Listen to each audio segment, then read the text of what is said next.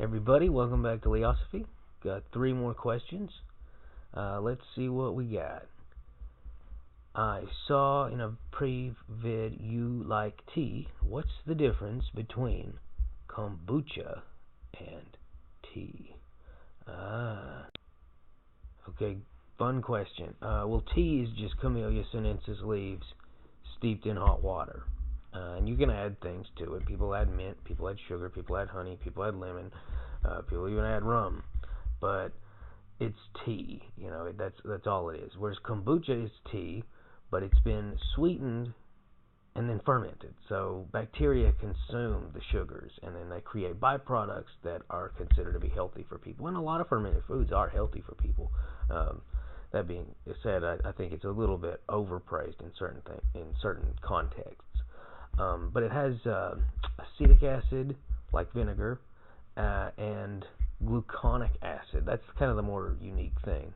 And it's got different strains of bacteria. Acetobacter is actually usually not the one.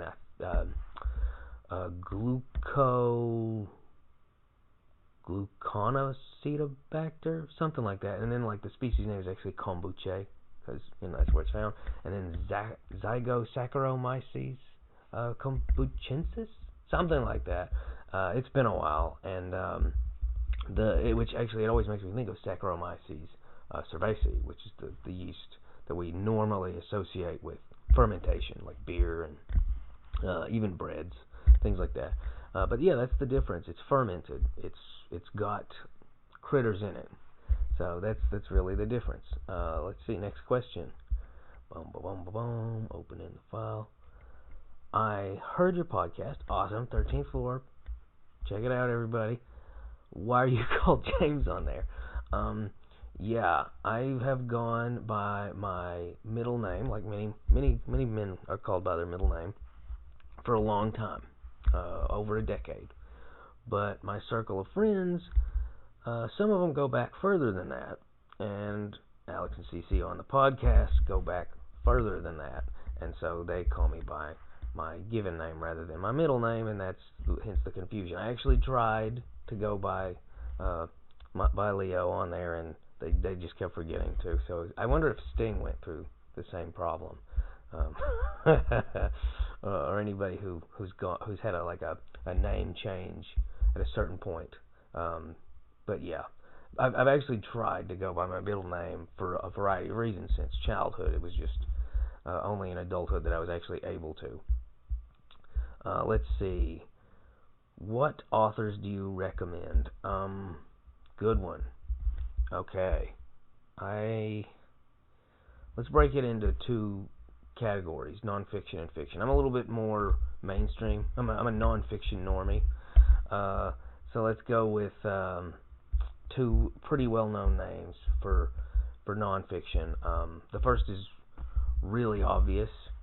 Everybody, grandma owns this book, it seems, but I really appreciate it as a nonfiction book. I think it's a great jumping off point for self-improvement, and self-improvement is really taking off, and I think that's great. Robert Kiyosaki's Rich Dad, Poor Dad. I think it's a great jumping off point for understanding finances, starting a business, and just understanding economics in a way beyond, if I cash this check for this much and I only spend this much, I'll be okay at the end of the week, and rather focusing on thriving rather than surviving. And Burton Malkiel, he wrote A Random Walk Down Wall Street, and I think it's probably the best intro to investing out there. The 5 Pillars of Investing is also good, but I like this one more. I think it illustrates more, and I think it has just a wonderful history of a lot of economic scenarios that, I really like it. Highly recommend that. Now let's jump into fiction. I am a big fan, and my writing style has actually sometimes been compared to him, so maybe that's why. Maybe it's pure ego. But I'm a big fan of Chuck Palahniuk. Really like his stuff. Everybody has seen Fight Club, but the book is, well, it's actually a really true adaptation. It's almost identical, but I mean, he's got so many other better books out there. So I highly recommend Chuck Palahniuk. Really great writer. And this one's a little less known, which is a shame. I think it should be a household name. Dave Eggers. And I read him by coincidence. I had a flight that was delayed, And so I bought Heroes of the Frontier. You ever like see a painting that makes you jealous, or you hear a song and you're like, oh, I wish I could do something like that? That's how it felt reading this. He was so good at just capturing details about people, just making them so genuine and so real, especially kids. Like, there's two characters. One is like a toddler, and the other's more like 6 or 7, and they're just so believable. They're just so accurate. I mean, it's like he just made someone out of thin air, that could just have walked out of the pages. Dave Eggers, amazing writer. Heroes of the Frontier. If you've not read it, I highly recommend it. Really terrific book. And that's really all. Okay, we actually finished really early. Like, share, subscribe, and keep asking questions. Bye.